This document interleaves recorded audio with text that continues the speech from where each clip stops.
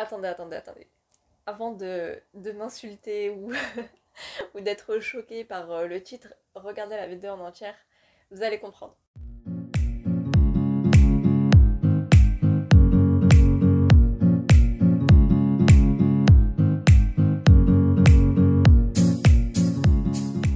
Bonjour à toutes et à tous, j'espère que vous allez bien. Je suis super contente de vous retrouver aujourd'hui. On va parler d'un sujet, ça fait très longtemps que je voulais vous en parler, sauf que en fait je ne savais jamais comment aborder la question.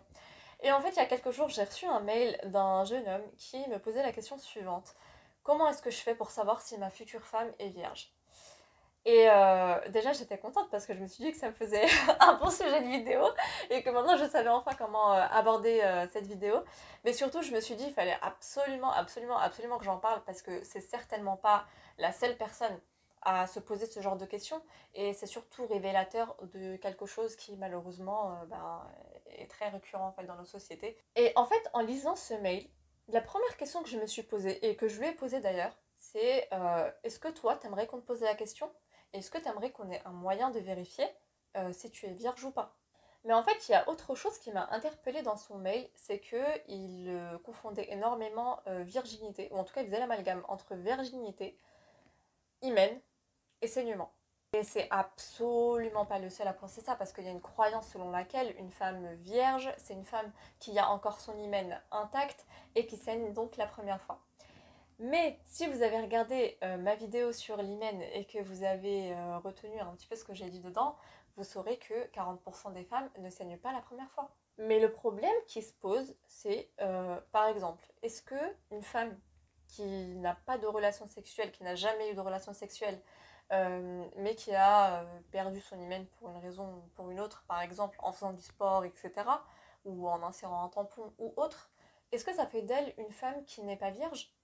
Et est-ce qu'au contraire, une femme qui a des relations sexuelles sans pénétration et qui aurait donc encore son hymen intact, est-ce que ça veut dire qu'en fait c'est une femme vierge ou est-ce qu'elle n'est plus vierge? Comment ça marche? Donc à partir de là, c'est bien qu'il y a un problème déjà dans la définition de ce qu'est une personne vierge ou une femme vierge, vu que là c'est le sujet de la vidéo. Finalement, est-ce qu'il ne faudrait pas plutôt dire que une femme vierge ou une personne vierge tout court, que ce soit homme ou femme, ben, c'est juste une personne qui n'a jamais eu de relation sexuelle en fait. Pourquoi est-ce qu'on devrait limiter la virginité, chez une femme en tout cas, à l'hymen? Et en fait, même comme ça, moi je vais vous dire, il y a un truc qui m'énerve en fait dans cette histoire de virginité. Bon, ok, c'est vrai que dans notre religion, et ça je vais absolument pas le nier, dans la religion musulmane, les relations sexuelles sont réglementées. Donc ça veut dire que les relations sexuelles, c'est pas quelque chose de négatif, c'est quelque chose de positif, sauf que ça doit être fait dans un cadre qui est, chez nous en tout cas, le cadre du mariage. Donc c'est sûr qu'avoir des relations hors mariage, des relations sexuelles hors mariage, c'est considéré comme un péché. Sauf qu'une personne qui commet un péché, mais ça la regarde en fait. Ça la regarde elle et son Dieu. Mais nous, on en fait une affaire d'État. Et en fait, c'est un peu comme si finalement une femme, elle était limitée que par le fait qu'elle est vierge. Et comme si en fait la virginité, c'est ce qui allait faire que une femme est bien ou pas bien.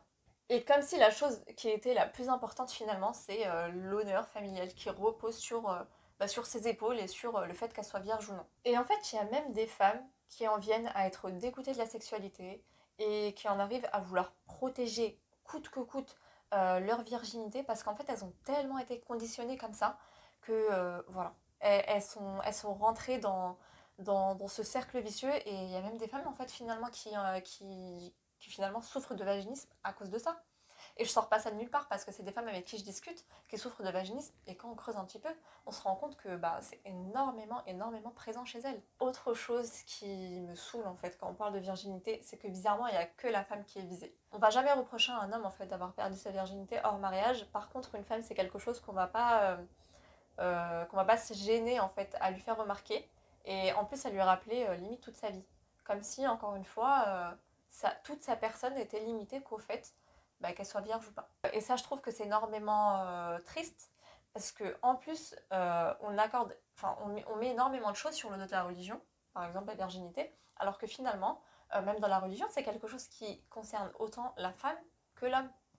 Mais nous, je sais pas pourquoi, les arabo-musulmans en tout cas, enfin moi dans ma culture maghrébine, c'est que la femme en fait qui est visée. Et alors sur Instagram, j'ai demandé aux personnes qui me suivent c'était quoi leur définition de la virginité, qu'est-ce qu'elles en pensaient. Et il y a deux messages en fait qui ont retenu mon attention, donc je vais vous les lire. Et d'ailleurs, si vous ne me suivez pas sur Instagram, vous pouvez me suivre juste ici. Je pense que la virginité est une construction sociétale assez culpabilisante et qu'une personne vierge, pour rester pragmatique, est une personne n'ayant jamais eu de rapport sexuel avec un homme ou une femme. L'hymen n'est pas un gage de pureté, et je trouve que la virginité est un poids lourd qui devrait être un choix personnel. Ce qu'il y a dans la culotte d'une personne la concerne elle et elle seule. Je pense pour conclure que l'idée de virginité ne devrait pas exister, tout devrait être purement pragmatique, rapport sexuel ou pas. Deuxième message aussi que j'ai trouvé franchement génial, c'est pas une étiquette qu'on devrait mettre sur les gens, et c'est pas une question à poser par exemple. Chacun est libre de disposer de son corps de la manière dont il le souhaite à partir du moment où il est en harmonie avec ses propres valeurs et ses propres limites. Et ça, je trouve que c'est quelque chose d'hyper important parce que finalement, oui, chez nous les musulmans, c'est une valeur importante que de rester vierge jusqu'au mariage, mais ça ne l'est pas pour tout le monde. Ça veut dire que des personnes qui ne sont pas musulmanes, forcément, ça n'aura pas de sens pour eux. Et ça, faut l'accepter en fait. Et même chez nous, les musulmans, il y a des personnes chez qui la virginité, finalement, c'est pas si important. Mais en fait, à quel moment est-ce que juste on va arrêter de s'occuper des autres et juste de se regarder nous-mêmes? Parce que finalement, il y a même des femmes et des hommes qui ont perdu leur virginité hors mariage et voilà, finalement, qui regrettent, etc. Parce qu'en tant que musulman, chez nous, c'est sûr que c'est un péché et ça, de toute façon, personne ne pourra dire le contraire. Mais qui, au final, continuent quand même à avancer dans leur religion. Mais le problème, c'est qu'en fait, nous, on les limite vraiment juste au fait qu'il ou elle soit vierge et c'est tout. Et on regarde pas en fait l'ensemble de la personne. Et ça, je trouve vraiment c'est hyper dommage quoi. Parce que jusqu'à preuve du contraire, je sais pas, il y a des femmes qui peuvent être vierges et qui finalement ne sont pas mieux que d'autres personnes qui ne le sont plus. Enfin, je vois pas en fait pourquoi est-ce qu'on fait un lien direct entre femme bien égale femme vierge et puis femme pas bien égale femme pas vierge. Mais bon, écoutez. Donc en conclusion, pour répondre à la question du début, donc comment est-ce qu'on fait pour savoir est-ce qu'une femme est vierge? Eh bien en fait on peut pas. On peut pas le savoir. Parce que comme je vous ai dit, l'hymen c'est pas synonyme pardon, de virginité. Le fait de saigner non plus. Et j'ai eu un message il y a quelques jours d'une femme aussi qui me disait j'ai perdu ma virginité, j'ai peur que mon futur mari le sache, etc. Si je ne saigne pas la première fois, est-ce que c'est possible que je ressaigne, etc. Mais en fait, même une femme vierge peut ne pas saigner la première fois. Donc c'est pas un gage en fait de virginité, vraiment. Et donc, si une femme vous dit qu'elle est vierge, vous devez la croire sur parole. Et si une femme vous dit gentiment que c'est pas vos oignons et d'aller voir ailleurs si elle y est, c'est son droit aussi, quoi. Et je finirai juste sur une histoire en fait que j'ai su il y a quelques mois et ça m'a fait tellement plaisir. C'est qu'en fait, il y a un des compagnons du prophète sallallahu alayhi wa sallam qui est Omar ibn al-Khattab, que vous devez sûrement connaître, qui a été calife en fait suite à la mort du prophète, après aussi Abu Bakr, enfin bref. Et donc un jour il y a un vieil homme qui vient le voir et qui lui dit voilà, j'ai une fille qui a perdu sa virginité hors mariage, elle s'est repentie, etc. Et puis il y a un homme qui vient lui demander sa main. Est-ce que je dois dire à cet homme-là que ma fille n'est plus vierge? Et vous savez en fait ce que Omar ibn al-Khattab lui a répondu? Il lui a dit mais si tu lui dis, je te corrigerai. Donc ça prouve bien en fait que ces histoires de virginité, ça ne regarde que la personne concernée et ça ne regarde même pas le futur mari. Je pense que franchement ça se passe de commentaires, que j'ai même pas besoin voilà, d'en parler plus parce que pour moi c'est clair en fait. Bah écoutez, c'est la fin de cette vidéo, j'espère en tout cas que ça vous aura aidé, que ça vous aura plu. N'hésitez pas à me donner votre avis si vous avez un avis différent du mien ou si d'ailleurs vous êtes d'accord avec moi aussi, vous avez le droit. N'hésitez pas à m'écrire en commentaire, à me dire un petit peu vous ce que vous pensez, toujours dans la bienveillance bien sûr et dans le respect.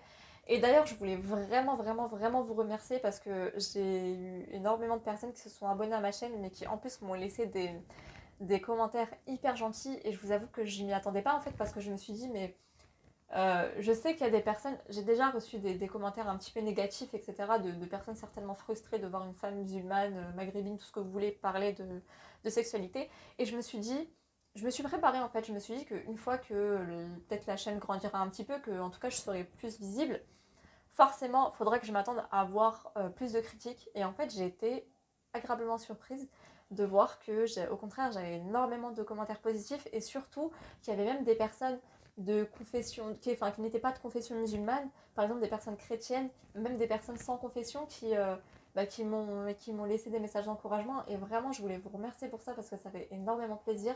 Et aussi vous dire que j'étais vraiment fière en fait de voir que même dans les commentaires, il y avait des débats, si on peut dire ça comme ça, mais toujours dans la bienveillance en fait. Que les personnes se conseiller entre elles et tout, vraiment c'est quelque chose qui me fait vraiment très plaisir et c'est vraiment en fait à ça que j'ai envie de tendre en fait sur ma chaîne.